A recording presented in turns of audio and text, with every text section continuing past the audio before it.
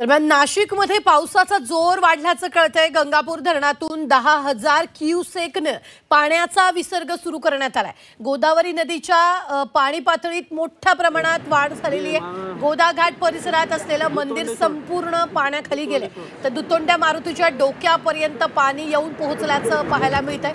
परिसरात असलेल्या दुकानांमध्ये देखील पाणी शिरलेलं आहे। ही दृश्य आपण पाहतोय। गोदाघाट परिसरात सध्या मंदिरं पाण्याखाली गेली आहेत। गंगापूर धरणातून 10,000 क्युसेक पाण्याचा विसर्ग सुरू आहे।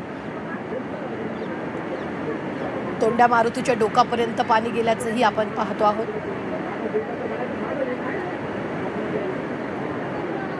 परिसरातील दुकानंही पाण्याखाली गेलेली आहेत। गोदाघाट परिसरात मंदिरं पाण्याखाली गेली असून सध्या गंगापूर धरणातून 10,000 क्युसेकने पाण्याचा विसर्ग सुरू आहे। तर यावेळी ही दृश्य पाहतोय। दुतोंड्या मारुतीच्या डोक्यापर्यंत पाणी आलेलं आहे।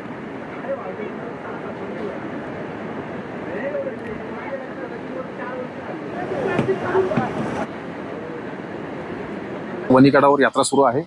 त्या ठिकाणी पर्वत असल्यामुळे दरडी कोसळण्याचा प्रकार किंवा इतर गोष्टी होऊ शकतात आणि अतिवृष्टीमुळे त्या ठिकाणचे रस्ते सुद्धा थोड्या प्रमाणात बंद होतात।